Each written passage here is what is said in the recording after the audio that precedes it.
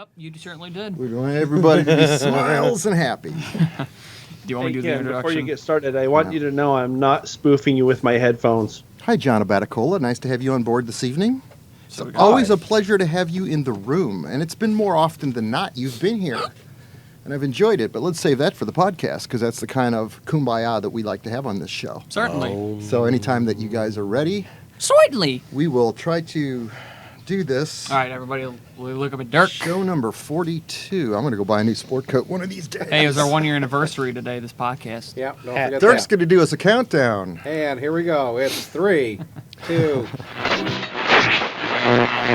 This is the What's Neat This Week podcast number 42. This is our 1 year anniversary show, guys. Yeah! So look forward to talking about Mike's Auto Racks, lots of cars, military models, large scale paint, all kinds of stuff on this 1 year anniversary show number 42.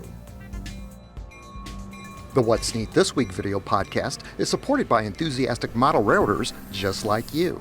Additional support is provided by Athearn Trains. Check out all their new monthly announcements at athearn.com. And by Bachmann Trains. Now that's the way to run a railroad. Check out their website at bachmanntrains.com. And thank you very much for your support.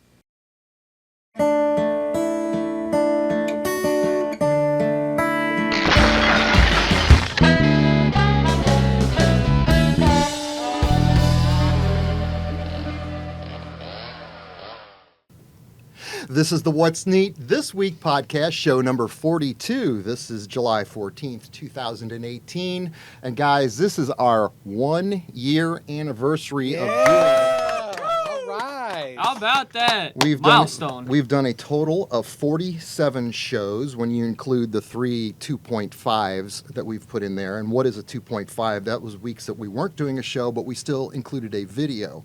And one of the best videos, if you leave this show, there's another video I want you guys to watch, and this is for real. And this is that video number 24.5, since we're talking about 0.5s. And this was the video that where Daniel and I started it out with new news, and then we launched into the Kevin Rubel interview, which Kevin Rubel is a proprietor of Caboose, that train store in Lakewood, Colorado, and it was one of the most magnificent interviews I think that any model railroader's ever had on a show, simply because the stories he has to tell, he's lived, and they're amazing.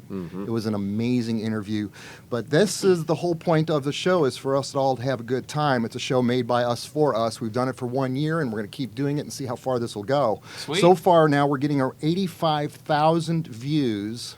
No, it's 83,000 views per month, or it's actually broken down for 28 days, for all of the podcasts in the last month. That's The amazing. last show, number 41, broke all records at 4,000 views in the first 24 hours, and today it was around 8,500 views when I looked, and that's 6 days into it. So even though this is a slow season of the year when things tend to slow down, the What's Neat numbers aren't 80,000 right now, they're about 27,000. They slow down in the summer. For some reason, this podcast seems to be increasing, and I that part I don't understand. I can't wait to see what the winter brings. Now, we've got a lot of new news, but I want to start out by talking that I've got Daniel Coombs with us tonight. How you doing? I've got Michael Buddy. I've got Joshua Barton over Hi, here. everybody. And I've got Dirk. Wait a minute, Dirk, hold on. Well, okay. I've got Auston Allard. Auston Allard working camera 2, and Austin, I've got Dirk on camera number 1. And over here on the TV screen, we've got John Abatacola, who's going to become Hi, almost John. a Hi, regular John. feature on the show, simply because he's just a good guy to have around. He's a good part of the cast, and it's easy to talk to John. So, John, welcome on board to the What's Neat This Week podcast. Right on, man. Glad to be back. So I don't keep talking. I'm going to launch into Mike Buddy, and I hope you talk about cars. Oh, thanks. Well, I've always got something to talk about with cars. This week I brought some of the examples of early side screening that railroads started to put on their cars, and in the case of the Canadian Pacific and Canadian National, they're still using the same kind of screens. Well, up until the early 2000s anyway, way later than any other railroads.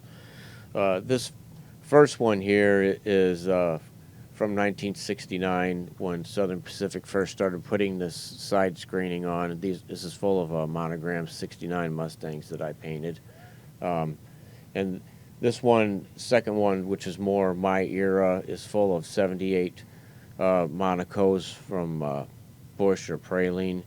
But these two cars have Scale Scenics aluminum micro mesh for the sides. It comes in a sheet. You need 2 or 3 sheets to complete one car, but when painted, it looks pretty nice. It offers a little variation to to close or open auto racks, either one. The remaining 3, this one in front here with the full-size Fords on, or the mixture of Fords, is the one I have the most time invested in. The rack is completely scratch built, and the flat car is a Walters F89 flat that I modified to make it look like one of the National Steel Car Company in Canada. It has a lot of flanges along the side, little gussets along the side that are really definitive of those Canadian-built flat cars. The last 2 over there are AccuRail racks, which are pretty straightforward assembly, other than putting the siding on those 2. These last 3 cars here were used Plano roof walk material for the side screening. It comes in a sheet also, and you can cut it to fit the car sides. So all 3 of those are Canadian prototypes, and just offers a little bit more diversity in your auto rack fleet, especially the era of around 1980 or mid-70s. There was a lot of variety in open and closed and different attempts of side screening. So I didn't really finish any of these this week, but I brought it along just to show you and talk about it. So They do look fantastic. no, thank you. About how late did they use these before they went to the full covereds? Well, the fully enclosed auto racks actually started in the mid-'70s, but some of the last holdouts were Southern Railway and Norfolk and Western. They used their open racks into the early '80s, but these Canadian Pacific and Canadian National racks ran well into the 2000s, probably 2005, 2006. I always saw them hauling Ford products, so that's what I tried to model, even though this one's full of Chevys here. But I always thought they were a really interesting prototype because by the 90s, all the auto racks were fully enclosed, and to see some of these in the middle of a train was really kind of a special sight. Yeah, those are awesome. So, I got to admit, I was in Vegas one weekend with my wife, and I got to go rail fanning out in the desert, and I saw those. And I hope I'm not looking for the photographs of them right now. But it was so refreshing to see them because here still was a chance at that time to model something open, and I really wanted to at the time. That was back in the old Midwest Valley Modelers days. Daniel, tell me, what do you got going on, brother? Well, nothing much, but I think you could probably screen capture this. I kind of had a graduation celebration party. Yeah, another party for Daniel. Dirk came by, and we did a live feed. Dirk and was there. You can screenshot it. Ken, I didn't get any other still You got photos. some footage for me? I'll put it on there, brother. Yeah, that's from Dirk's Facebook page that we can stream. But, and it was interesting that there were a couple little kids that wanted to run my trains, and I showed them how to do it. And Dirk got, a video of me just teaching them the way. And Oh, they how thought, cool is hey, that? That's pretty neat. Also, other stuff, I have a steam engine that I need to show. I recently installed, Soundtrack's Economy 200 2-amp decoder for the steam sounds into it. I got 2 box speakers in. It's an International Hobby Corporation 210-2. I got some B-roll I can bring you next time of it. I'll probably show on the show next time, and it's got full economic sound with the current keeper, and it's just one of my first steam engine installs, and it was also a test, because I'm more of a diesel guy, but that steam engine was sitting there, and I thought, okay, I can't stand it. I got to make sure this is DCC and maybe sound. So, also, Soundtracks, I heard, is discontinuing the Economy 100 and 200 decoders because of scarcity of parts. So if anyone's wondering why the Economies are not probably restocking on the shelves. Did you read that on the internet or something? Where'd Yes, you hear I that? did. George Bogatak announced it on his last I love YouTube George. video. George is going to be here So- next week for that Prototype Modelers meet on the 20th and 21st. We're all getting ready for that. I know, Mike, you are. So don't worry, it's not that I just heard a rumor of it. He announced it right on their YouTube site. So Great. It should be absolute chaos next week for many days, and I'm 16 looking interviews. forward to getting everything finished, Dirk. I hope you're with me on helping me with that. And Joshua, are you going to that show? Oh, yeah, I'll be there. That'll be great to have you there. Will this be your first Prototype Modelers meet, Joshua? Oh, no, this will be my 4th or 5th. Oh, that's so cool. I man. cannot believe we've Good. never met him Veteran. before. Yeah. Gosh. Now, you came out here this week, Joshua, and we worked on the Garden Railroad a little bit, didn't we? Yes, we sure did. We were putting ties on the rails. You learned how to put ties on. Yeah, and it was super easy. I thought it was going to be very, very big headache. So, And you didn't figure out to call me down? Well, it's just something that happened because we were going to look at microphones. He had some extra microphones we were going to look at. Oh, But in fact, okay. I was out there working, and while I was working on the Garden Railroad this week, I'm trying to focus on my job, and there's this major distraction Right. behind me of this blue vehicle flying about my head level and doing spins in the backyard. And what they're doing down below the cliff is I guess they're putting fertilizer out there on the corn, which I didn't know they did that to corn. But they're using this helicopter to do it with. And so this guy is enjoying the ride as he's got to go from end to end and do a turnaround. I mean, he's banking way up in the air. He's going sideways. He's pulling a couple of G's for sure. Mm-hmm. And that was my distraction while I was out trying to get the Garden Railroad out there. I finally gave up on part of the main line. I just pulled up the track. I threw down a little bit of kerosene and just simply burned all the vegetation because the grass was so heavy and stalky. It was just eating the weed eater line. So I just decided to burn it, and then we're going to rebuild the trestle out there, work on the electrical, and hopefully have it running for next week's show. We're going to see how that turns out. Yeah, some people are wanting to come see that thing run. Oh my gosh. It's been so long. There's a lot going on now. If you also look here, you're going to see a lot of military vehicles on the table. Don't worry about going on this, Dirk. I've got B-roll for this. But these are those strikers that we were talking about that ran in that drone footage that we showed from Stephen M. Conroy. And that video, I think, got legs. It's past 80,000 views. But the fact is now Trident makes these resin and etched part kits that you can purchase from your hobby shop, or you can get them from Wathers. And these models are beautiful. Check out the Trident website I did yesterday. It's in Austria. But these, in fact, are the exact strikers that were on the flat cars. I'm using the prototype pictures to work from to build these models. I didn't need to build all of the detailed underframe on these strikers simply because the models are going to be on a flat car and you're not going to see it. But also, these models are tied down to the flat car. So if you see a normal striker out in combat or running in the field, there's distance between the tires and the frame of the vehicle. But if you look at the photos that I've got of the flat car loads, these strikers are tied down so tight that all the suspension in the vehicle is zero. Right. And the tires are touching the framework of the vehicle. So to model it that way, I simply drilled holes through the resin casting and then fit their axles through it. Now the tires some of them came with rubber tires and plastic tires. I filed those down, and then I put the tires together. Sometimes I made my own axles. But the end result was that I've got a good-looking set of cars now that once these get painted, we can use these vehicles to do this Athearn photo that we're planning on doing.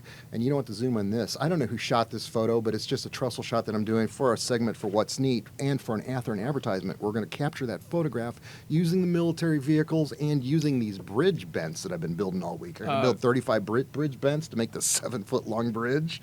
There's never a dull moment, brother, but go ahead. Oh, sorry, sorry I'm interjecting, but I wanted to say that locomotive is an Athearn Genesis SD60E, I believe. That's right. With Tsunami 2, and I believe Athearn is one of our sponsors, Ken. Yes, they are, and today we're talking about this boxcar. What kind of boxcar is this, Daniel? We got a 50-foot PC. NF 14-foot plug door boxcar. These are prime for grime, from what I can see. Yes, yep, I we got love the prime those. for grime Cool. logo. Cotton belt. Didn't they have other features involved with them that they're coming out? These are detailed. I bet they'll have those plastic hoses on them, really nice wheels. Everything's set up on these where you even got all the underframe details. Some really nice boxcars to check out. The HO scale 50-foot. There you go. PC&F boxcar from Athearn. Also, Bachmann is a sponsor for the What's Neat This Week podcast. I know, John, I just remembered you're over there. I'll get to you in a second, John. Hi, John. We've got this beautiful 440 in 120.3 scale. These are still in the Bachmann catalog as far as I can tell. I've done a lot of photographs through the years of this model. More recently, I think it was a Grizzly Flats locomotive that I shot when I did the Bachmann catalog, I think for 2010 or whatever. It could have been that long, 2 years ago. Anyway, this model's got metal gears on it, and it's another mantelpiece. Plus, it runs absolutely fantastic. What a gorgeous model this is. And that's that Bachmann 440 in 120.3 scale.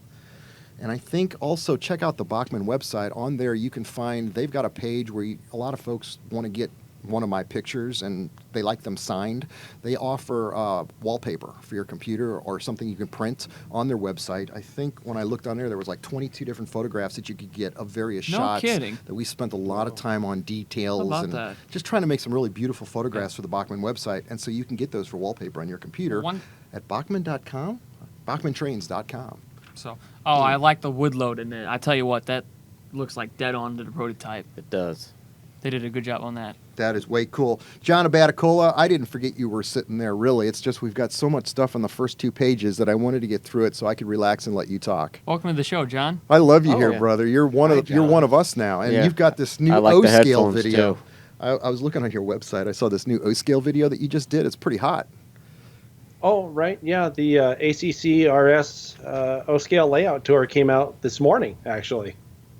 It's a very nice video. Oh, These guys have yeah, I saw an that. O-scale layout and an HO layout in their building there at the Alameda County Fairgrounds. How about that? So, yeah, so they ran a steam engine for me for the tour, and they also have an ON3 segment of that layout where they had more steam, and yeah, it's pretty cool because they have the standard gauge and the narrow gauge on the same layout. So, and then the HO scale tour at the same club happens next month on the second Saturday. So I'm looking forward to that one coming out too because their HO scale layout is also pretty nice. Okay.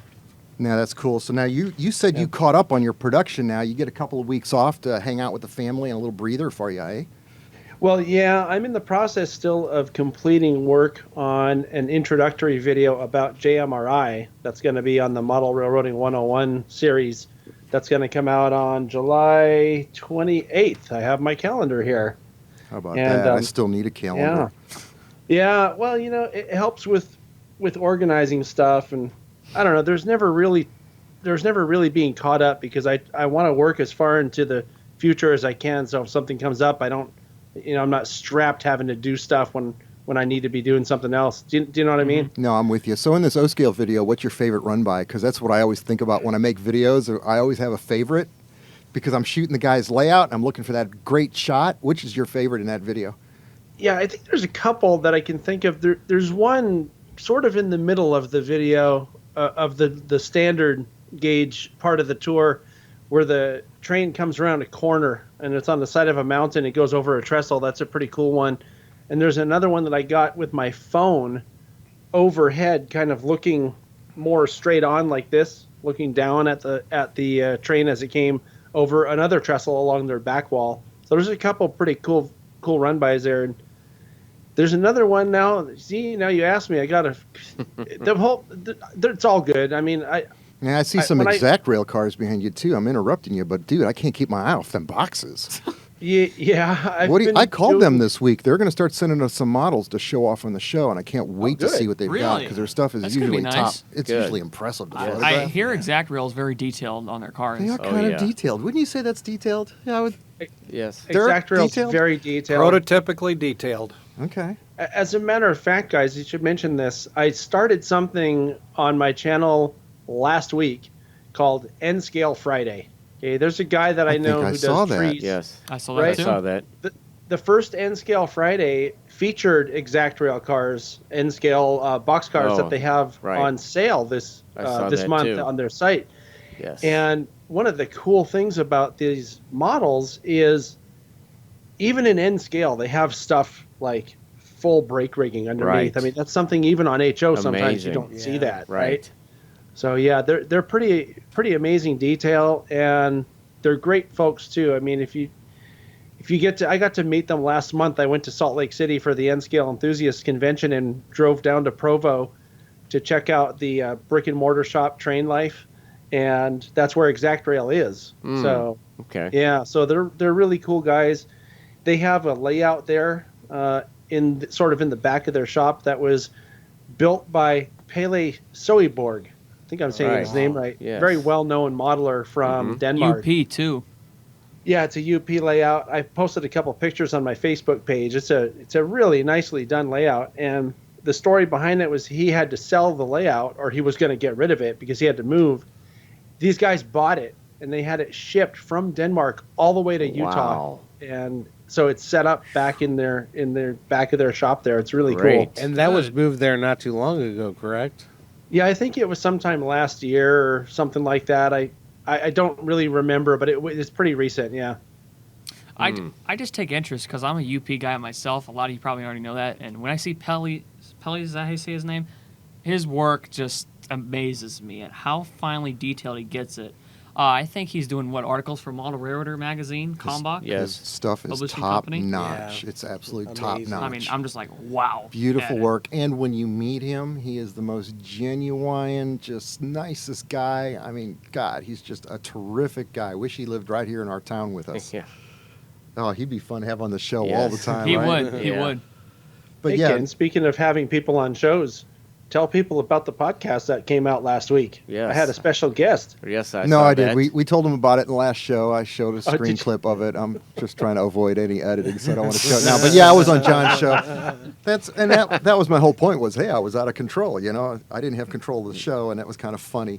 But it all worked out. I didn't say anything to hang myself, so it all worked out good. And I appreciate it, John. Thank you very much for the exposure because we did get a bump in our views on What's Neat. So I know that we got some traffic from your website, and in fact, that could be why we had such record numbers. I can't explain it other than we did a different thumbnail this month, or this week, or last week. Okay, there talking it is, about right there. talking about something really cool, and this correlates with the Kansas City show coming up, the NMRA National.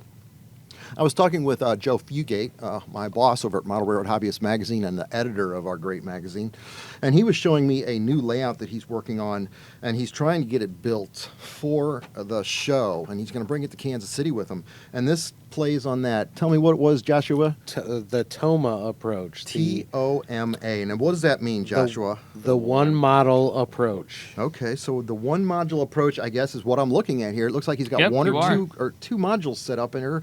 He also sent us some drawings, a schematic of what it is. Yep. So you can start out with a simple switching layout, which would take up Yeah. just a small think that's corner something of what one you're doing, room right? in your house. And here's how you learn your talents in model railroading. The one module approach, rather than being overwhelmed by an Right. entire layout. Right. I guess his philosophy is, Yes. and John Abatacola, this would be a great way for you to start out because I know you don't do a lot of modeling, but I want to see you get your hands more dirty. Yeah, I have a little module that I built with some friends a few months ago, and I finally got it home here, and it's just sitting there. It's the frame with the foam stuck in it, just waiting for something to happen. I'm so busy with the videos. Although I gotta say, today I finally got on my workbench, and I was able to. I had an N-scale locomotive sitting there for the past month or two, all taken apart because there was something wrong with it. I wasn't getting any motor control, so I sent the decoder back. Got the new decoder this past week. I put it back in. It works, and that's one of the things I really love about working on models like this is you do all this stuff, and when it's all done, you put it on the track and you push the button. It's like, hey, there's a little thrill for me, How it about works. that? It's all about troubleshooting. John, now let me ask you, you just ran Yeah. out of super glue and you need to run to the hobby shop. How long of a drive is it for you to get to the store? Probably. Well, it depends where I go. There's a drugstore close by. I could just go and get Gorilla Glue or something. Okay, in hobby about 2 shop. minutes. What's the closest hobby shop to you? And do you have a lot of hobby shops around where you live? Not a whole lot. There's one that probably everybody who does model railroading knows about if they've been to the Bay Area called the Train Shop. That's in Santa Clara. That's kind of the go-to place for me locally. It takes about, depending on what time of the day you go, probably, well, let's say without traffic, it takes about 20 minutes to get there. It's about, I don't know, 10 or 15 miles away. Right, and with traffic, it'll take 4 hours. I've been to Oh, it's- California once.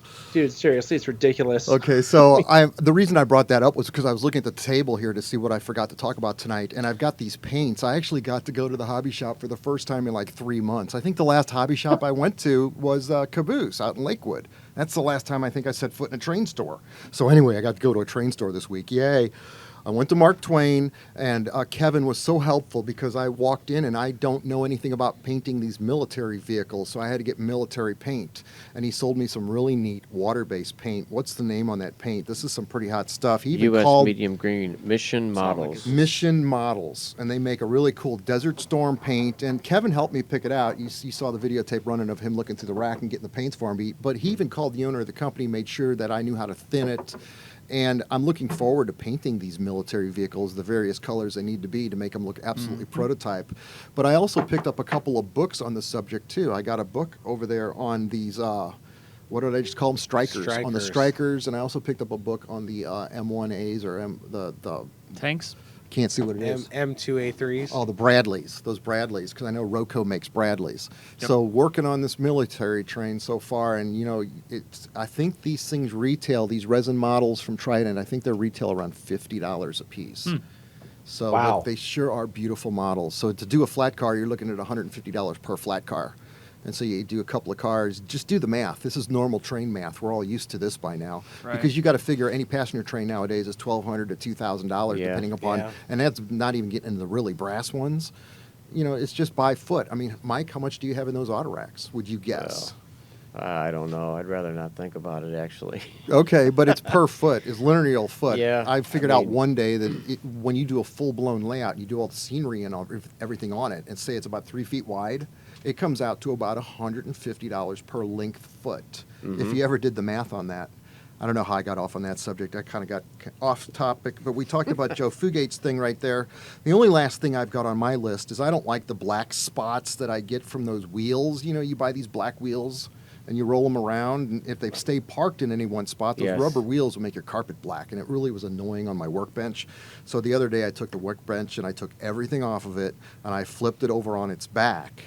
And I replaced these wheels with some really nice, larger wheels that have better bearings in them, so it'll roll smoother. But the whole point of this was this workbench, I had it on a What's Neat video a long time back. I talked about it. I don't remember what show, Daniel.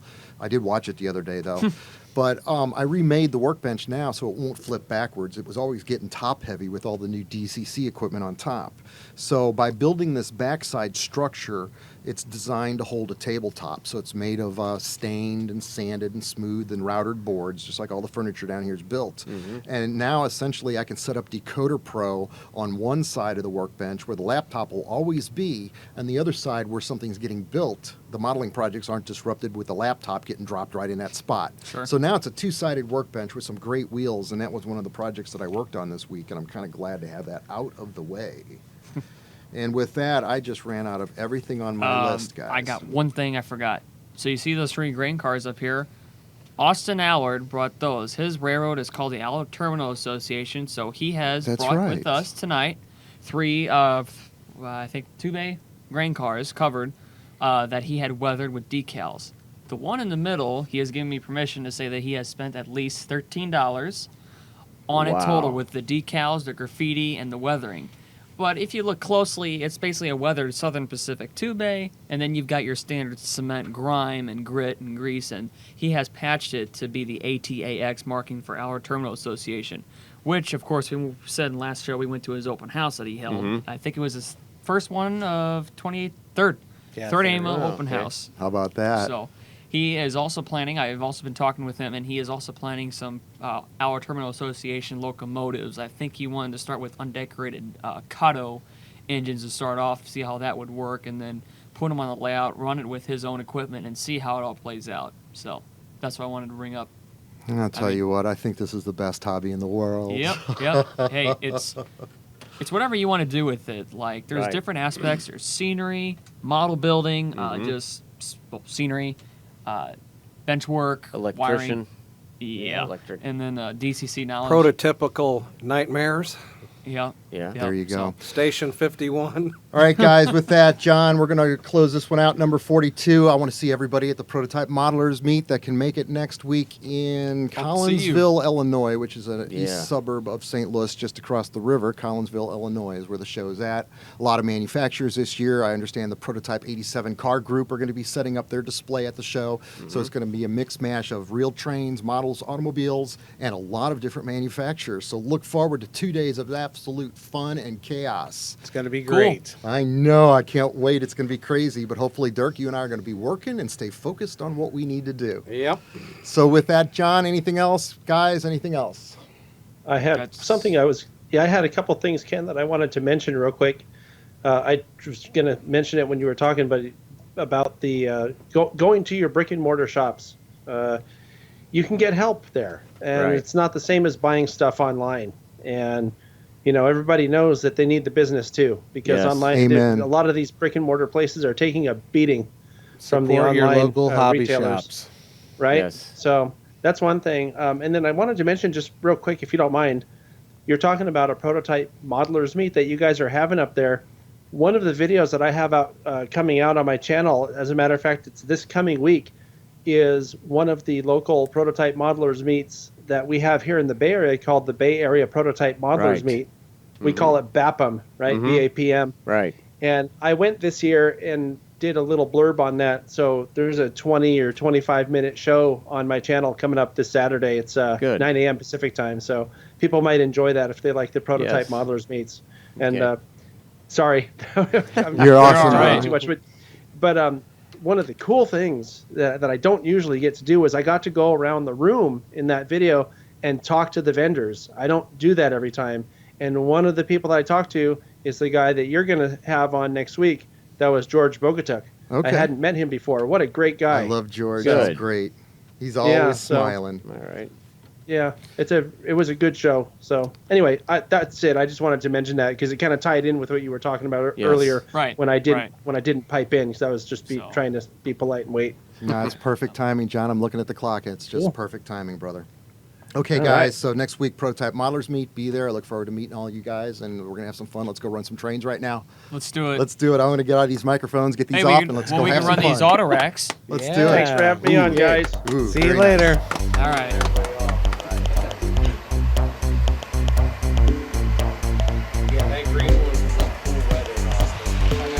This is a good project for you. I think it would look good.